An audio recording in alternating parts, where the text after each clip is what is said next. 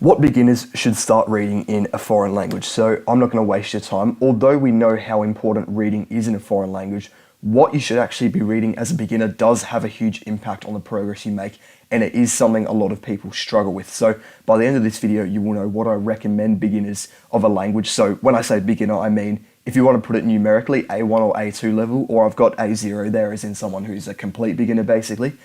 This is what I'd recommend you read, and I'm also going to explain how to get these reading materials and how to start reading efficiently. By the way, these reading materials are mostly free as well, so you shouldn't have to pay for them unless you want to. So yeah, if you do like these kind of educational videos, guys, on language learning, definitely hit the subscribe button. It does support the channel. But let's go. So what to read? First, we know as a beginner that what we read will have to be fairly easy as far as the language goes. Obviously, you can't be reading War and Peace. You can't be reading like a Grey's Anatomy level medical textbook because it's just going to be too hard. You're not going to understand what the words mean. So yeah, the kind of books we're restricted to are generally, when I say books, it doesn't have to be a book. It can be like a text or something, just anything you could read. What you're restricted to are beginner level texts. So these can take various forms. They might be like children's stories in another language, fairy tales, that kind of thing, and we'll talk about them all. But that's just recognize that you are going to be able to pick up a novel. You can try if you'd like, but it won't work. You won't be able to pick up a novel for a native speaker of an adult level and be able to read it, obviously. So the difficulty level that we should be reading at, obviously because being a beginner isn't just like, one level. It's a range of different levels in the beginner area. The level you want to be reading at is basically comprehensible input. What comprehensible input means is when you are reading a text, it's not so difficult that you can't understand anything in the text, but it's not so easy that you can understand practically everything.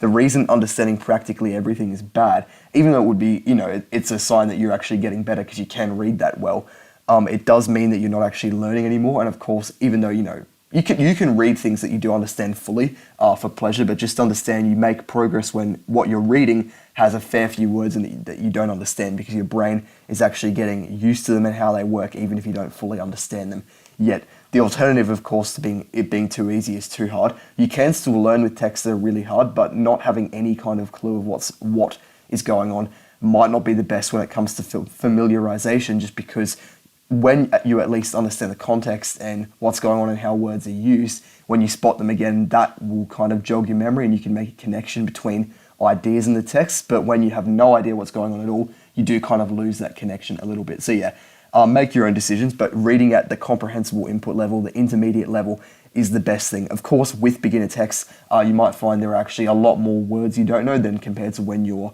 more advanced. So yeah, it might be a little bit more difficult, but that's okay because once you learn these words, they're the most common words that you'll find the beginner texts are full of, like, the and for, words like that. And once you've learned those, you're not going to forget them because you'll use them so much. So yeah, where to find these? There are tons of websites online with free texts. So texts can be paragraphs as well, like a practice reading paragraph, parallel texts, short stories, and that kind of thing.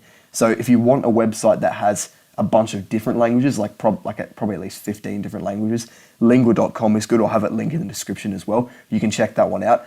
As far as finding a website with free beginner text goes, there aren't that many that have them for like a bunch of different languages. Lingua.com is like a really good exception to that, which is why I'll actually link it. But obviously I can't link like 30 different languages, websites for 30 different languages in the description. So here's what you do.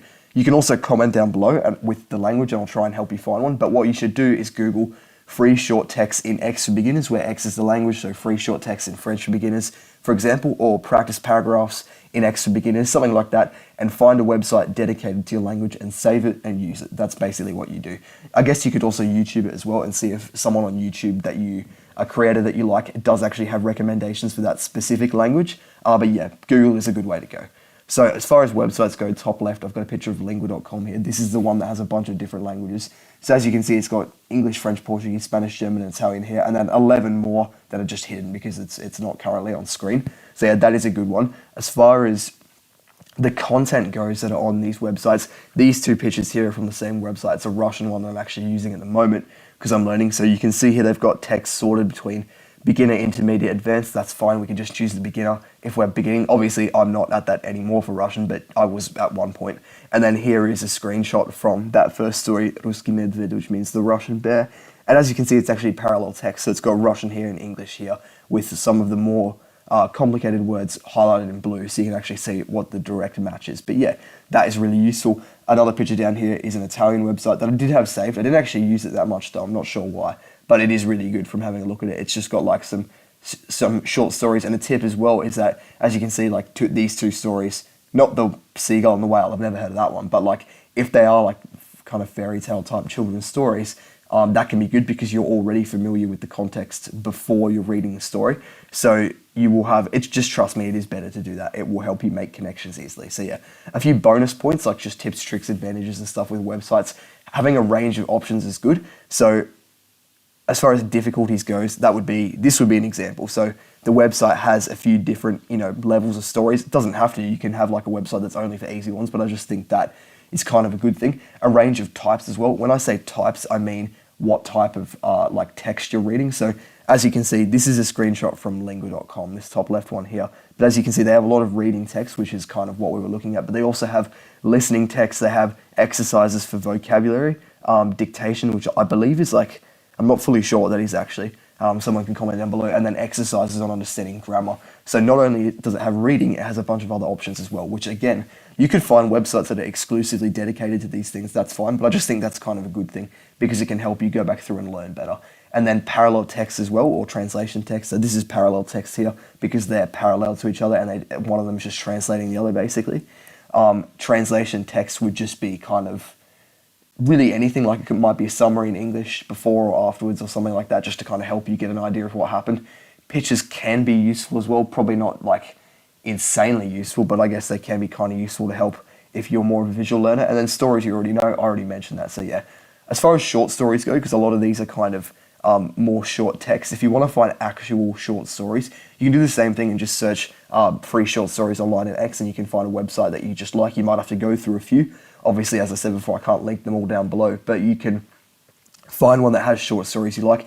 You can also download an ebook, or you can find an ebook for free as well. I'm not saying go do that if you're going to be breaking any laws, but what you do isn't really up to me. So yeah, you can download collections of short stories. You can go buy the physical book if you like. And yeah, definitely I would say number one tip is save any websites you're using to organize folders. So I've got a picture of that on the next slide. This is my kind of, folders I've saved on my laptop. I've just screenshotted. In the languages section here, you can see I've got a bunch of, various things saved. Not all of them are particularly useful because I might have had them from a while ago and I just haven't like cleansed it out. But yeah, I save all these things. I've got a Russian folder. I've got in my Romance languages folder, I've got Italian and a bunch of other languages that I obviously haven't studied fully yet because I've only studied, Italian was the one that I studied from the Romance languages completely so far. But yeah, have them all organized like this. I've got Study Stack up the top. You can see lingua.com here. That's really useful and it's good organization. As far as short stories go, these are two books of short stories I own, both by Ollie Richards, one in Italian, obviously the other one's in Russian. And yeah, these are really good as well. If you're at a beginner level, I wouldn't necessarily recommend buying a physical book yet, but you can, it's not a bad idea. And yeah, how to read overall. So I said I'd talk about how to read. Basically, I have already made a video on the input repetition method. I'll have it pop up on the screen right now. Also link in the description. That video was actually a really, really good video. Basically what the input repetition method is, without going like extreme into it like I did in that video, is basically you absorb content. So it could be any kind of input, reading, watching TV or whatever, but in this case, reading. You make a list of all the words you don't know after having read a chapter or so. You put the list into flashcards, you memorize them, you repeat until you understand them, then you reread and then you progress and you know the words basically from that. So yeah, that is a really good way to make vocab, and you can easily do that with kind of like short text like this, for example. I will have a link in the description to this website up here. Study Stack is really good for flashcards online. I would recommend you use digital flashcards, so I'll link that one in the description. But yeah, you can also just read for pleasure if you wish. Particularly if you are rereading something that you already understand. Obviously, you're not going to do the input repetition method on words you understand. That would defeat the purpose because we're only doing it for words we don't understand. So if you are rereading a chapter or anything that you just enjoy and that you fully understand, basically, you don't have to do the input repetition method again because, of course, you fully understand it. So yeah, overall, that's pretty straightforward. The bottom line, guys, is find and save a couple of websites that work really well for you and make sure you implement the steps in this video to make a massive amount of progress, which is what I want for you. So yeah, if you do like the video, guys, definitely hit the subscribe button. It really helps the channel and it makes me feel better about all the work I put in for free. Discord and website links in the description, links to everything else I mentioned in the description. And yeah, have a good one. Cheers.